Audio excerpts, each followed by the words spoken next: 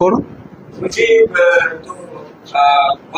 তো পরে অনবাড়ি মিটিং হচ্ছে, আগামীকাল তো বিধানসভা হওয়ার কথা রয়েছে। আপনি কোনো রকম কি কোনো প্রস্তাব জমা দিচ্ছেন? হ্যাঁ, আমি 185 নিয়ম অনুসারে বিধানসভা একটা নিন্দা প্রস্তাব জমা দিয়েছে। যেভাবে আমাদের দেশনায়ক স্বাধীনতা সংগ্রামের উজ্জ্বল জ্যোতিষ্ক, শুধু বাঙালি নয় দেশের গর্ব, নেতাজি সুভাষচন্দ্র বোসকে দিয়ে যেভাবে চরিত্র হননতার করা হচ্ছে, বিভিন্ন টিপ্পনী কাটা হচ্ছে, তার মৃত্যু নিয়ে বিতর্ক তৈরি করা হচ্ছে, সে নাকি এমন, তাকে তার সমালোচনা করতে করতে এমন জায়গায় পৌঁছাচ্ছে তাকে দেশদ্রোহী বলে দিচ্ছে। কেউ আবার তাকে সে নাকি গুন্ডা পুষতেন এই ধরনের আখ্যায়িত করছে। এবং সোশ্যাল মিডিয়ায় যেটা দেখছি, তার ছবিকে নিয়ে বিকৃতি করে, এআই এর সহযোগিতা নিয়ে বা ফর্জ করে, এডিট করে যাচ্ছে তাই করছে। শুধু আপামার বাঙালির ওপরে অপমান নয়, স্বাধীনতা সংগ্রামের অন্যতম উজ্জ্বল জ্যোতিষ্কর ওপরে অপমান আনা মানে সমগ্র দেশবাসী আজকে লজ্জায় মাথা হেঁট হচ্ছে। কিন্তু আমরা একটা জিনিস দেখছি, পশ্চিমবাংলা সরকার বলুন, দেশের সরকার বলুন, প্রশাসন বলুন, অদ্ভুত ভাবে নিশ্চুপ থেকে যাচ্ছে। এই নীরবতা কবে তারা ভাঙবে, কবে ভাঙবে বলতে পারবো না। কিন্তু আমরা একজন দেশপ্রেমিক হিসাবে, আমার পূর্বপুরুষ দেশ স্বাধীনতা সংগ্রামে অংশগ্রহণ করেছিলেন, স্বাভাবিকভাবে আমি চুপ থাকতে পারি না। তাই গণতান্ত্রিক প্রক্রিয়ায় যে পদগুলো আছে তার অন্যতম একটি পদ হচ্ছে অগস্ট হাউস অর্থাৎ বিধানসভার। এই বিধানসভার মধ্যে যাতে এই যে কথাবার্তা যেগুলো বলেছেন নেতাজি সম্পর্কে, এটাকে নিন্দা জানিয়ে প্রস্তাব আসুক, তার প্রস্তাবটা আমি নিজে উত্থাপন করেছি। সরকার নীরব হয়েছে, নেতাজিকে অসম্মান করা হচ্ছে, এই নীরবতা কি দেখুন, যারা করছে দুজনে না, প্রথম একজন বলে এখন চুপ করে গেছে, তিনি রাজ্যসভার বিজেপি তথা শাসক দলের রাজ্যসভার এমপি। আর দ্বিতীয় যে ব্যক্তিটি কন্টিনিউ করে যাচ্ছেন, তিনিও রাজ্যসভার এমপি বিজেপির। কোনো না কোনো জায়গায় বিজেপি হওয়ার দরুন না, আমাদের যারা আইকনিক ব্যক্তিত্ব যারা আছেন তাদেরকে আঘাত দিয়ে অন্য কাউকে তুলে ধরার চেষ্টা হচ্ছে, এটা আমাদেরকে কিন্তু ভাবতে হবে। নেতাজি, গান্ধীজি, মৌলানা আবুল কালাম আজাদ, এই লেভেলের যারা, খান আব্দুল গফফার খান থেকে শুরু করে স্বাধীনতা সংগ্রামী যারা প্রথম সারির আছে, তাদেরকে আক্রমণ করা মানে, আক্রমণের পরে চুপ থাকা মানে কোনো না কোনো জায়গায় মনে হচ্ছে যেন চুপ থেকে এই যেগুলো চলছে সরাসরি নাহলে ইনডাইরেক্টলি তারা প্রতিবাদ না করার জন্য আমাদের প্রশ্ন সম্মুখীন আমরা তাদেরকে করছি, তারা তাদের অবস্থান ক্লিয়ার করুক।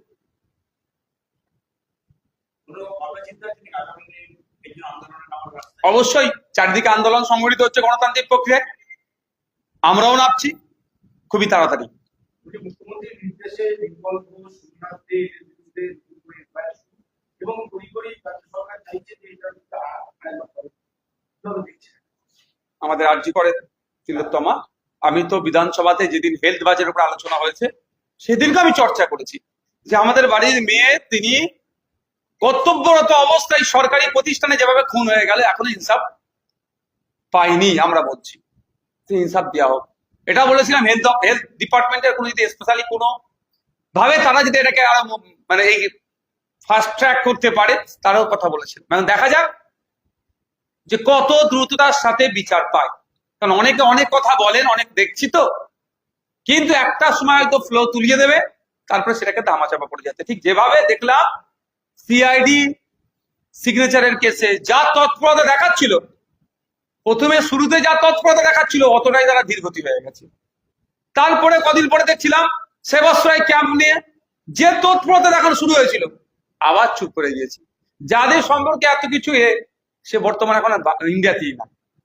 এটাও না হয়ে যায়, যেহেতু 2 বছর পার হলো তার মৃত্যুবার্ষিকী, এখন মানুষের মনে তিলোত্তমা নিয়ে একটু চর্চা হচ্ছে, কদিন এটা হয়ে যাওয়ার পরে আবার না ধামাচাপা পড়ে যায়, সেটা এখন দেখার বিষয়।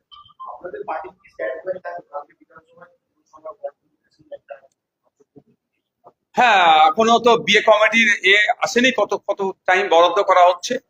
আমি ইন্ডিয়ান সেকুলার ফ্রন্টের পার্টির পক্ষ থেকে প্রতিনিধিত্ব করছি, ভাঙড়ের মানুষের ভোটে জিতে এসেছি। অবশ্যই পজিটিভ দিকগুলোকে স্বাগত জানাবো, আর যেগুলো সমালোচনা করার দরকার সমালোচনা করব, শাসককে আয়না দেখাবো।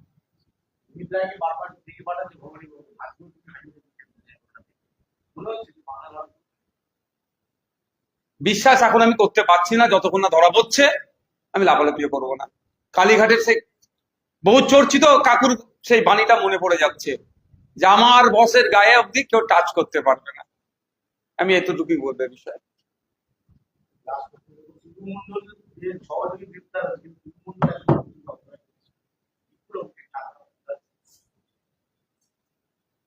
শুধু সহযোগী নয়, ওই সময় ওই এলাকার যারা অফিসিয়াল ছিলেন, ওই ডিস্ট্রিক্টের টপ টু বটম পর্যন্ত তাদেরকে জিজ্ঞাসাবাদ আমার মনে করা দরকার।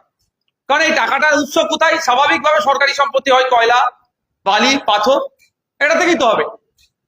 তা যাদের দায়িত্ব ছিল এইগুলো সরকারি সম্পত্তিগুলো রক্ষণাবেক্ষণ করার, সেই সমস্ত অফিসিয়াল যারা সরকারি কর্মচারী আছে তাদেরও জিজ্ঞাসাবাদ করা দরকার। নাহলে এই যে দুর্নীতি চলছে বন্ধ হবে না। বাংলায় শিল্পপতিরা বলে রাজ্য সরকার আমাদের যে জমি নীতি নিয়ে একটা সমস্যা নতুন সরকার শিল্প নীতি আনতে চলেছে এবং তাদের শিল্প বান্ধব হবে, বাংলায় বিভিন্ন হবে। আপনারা বিরোধী রাজনীতি লাগাতার সমালোচনা। দেখুন, শিল্প নিয়েও আমাদের বিধানসভায় চর্চা হয়েছে, আলোচনা হয়েছে। ওখানে আমি অনেক কটা প্রস্তাব রেখেছি। স্পেশাল ইকোনমিক জোন গুলোকে আরো চাঙ্গা করতে হবে, বিগত দিনে যেগুলো ছিল আর বা তৃণমূলের আমলে এসে সেটা মৃতপ্রায় হয়ে গেছিল। আর এটাও বলেছি, বিভিন্ন শিল্পপতিদেরকে পশ্চিমবঙ্গ সরকার শিল্প করার জন্য জমি বরাদ্দ করেছিল, সেগুলোতে তারা শিল্প করেনি, ফেলে রেখেছে বা তাদের ব্যক্তিগত কাজে ব্যবহার করছে। তারও লিস্ট তৈরি করা হোক, যদি শিল্পের কাজে না লাগায় তাদের কাছ থেকে সেটা ফিরিয়ে নেওয়া হোক, এই প্রস্তাব আমার ছিল। সুতরাং যে শিল্প বান্ধব যে পরিস্থিতি তৈরি করার কথা বলছে, স্বাগত জানাবো। অবশ্যই কৃষকদের ক্ষেত্রেও যাতে তাদের সাথে না বেনিয়ম হয়, বেইনসাফি হয়, তাদের সাথে অন্যায় না হয়, সেদিকটাও লক্ষ্য রাখবো আমরা। কারণ এতটুকু বলে রাখি, national highway authority of India 2013 সালে তাদের একটা অ্যামেন্ডমেন্ট করেছিল ক্ষতিপূরণের, গ্রামীণ এরিয়া আরবান এরিয়ার জন্য, রুরাল এরিয়া আরবান এরিয়ার জন্য। যে পরিমাণ ক্ষতিপূরণ দিচ্ছে, মানুষজন এখন খুশিতে তাদের জায়গা ছেড়ে দিয়ে সরে আসছে। তো সেক্ষেত্রেও যেমন আমাদের এগ্রিকালচার এর প্রয়োজন আছে, শিল্পের প্রয়োজন আছে, অবশ্যই আমাদের প্রধান লক্ষ্য রাখতে হবে যেগুলো অকৃষি জমি সেইগুলোতে বেশি প্রাধান্য দেওয়া হোক এবং ক্ষতিপূরণটার পরিমাণও বাড়ানো হোক, যাতে এই জমি ক্ষতিপূরণ নিয়ে কেউ না আর কোনো কৃষক না বিরোধ করতে পারে। Thank you.